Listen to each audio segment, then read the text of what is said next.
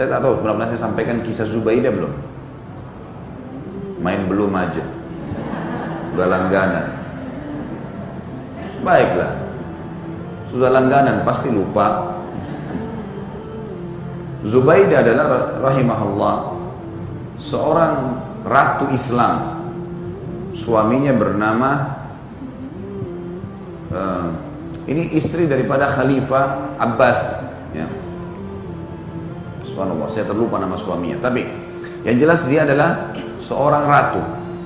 Zubaidah ini rahimahullah suka sekali gemar bersedekah, membiayai orang haji, orang umrah, bantu orang-orang miskin, dibantu banyak sekali. Dan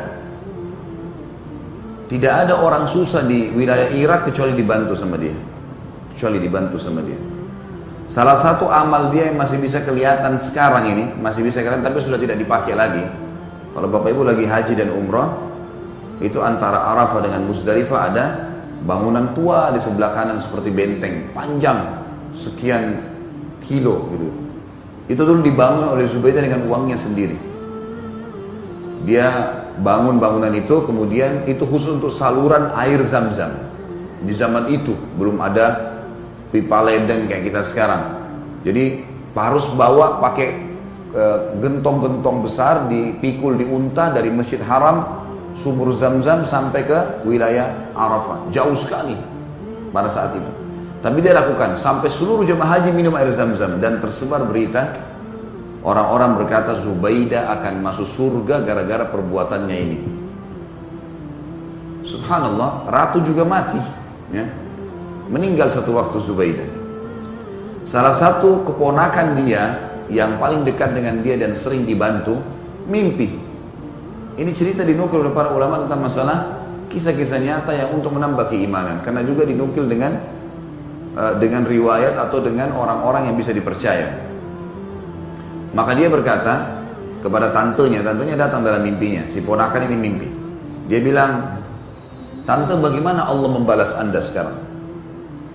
Semua orang membicarakan pada saat Anda mati nih." Spontan dia ngomong gitu pada saat dia mimpi.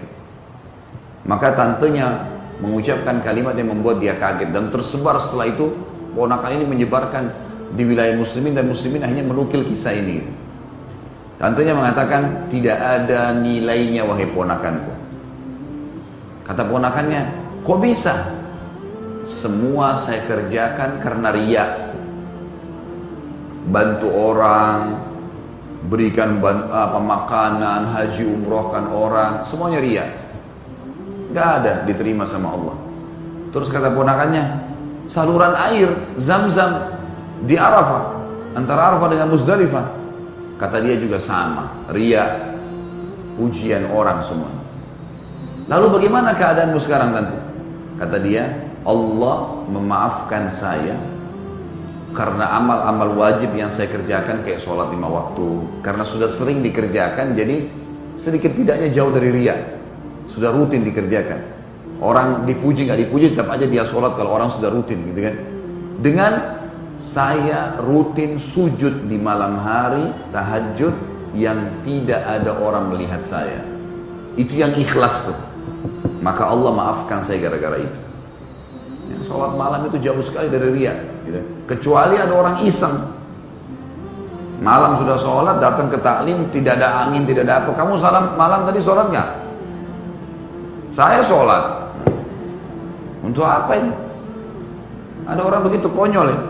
Sampai semua orang tahu amalnya, tapi dari mulut dia. Kalau orang karena ikhlas kepada Allah, dipastikan kalau dia sudah meninggal atau bahkan kadang-kadang dia masih hidup, Allah yang Maha Pemurah dan Maha Tinggi akan menyebarkan perbuatannya, gitu kan, dinukil di tengah-tengah manusia untuk menjadi contoh bagi orang, terutama kalau sudah meninggal.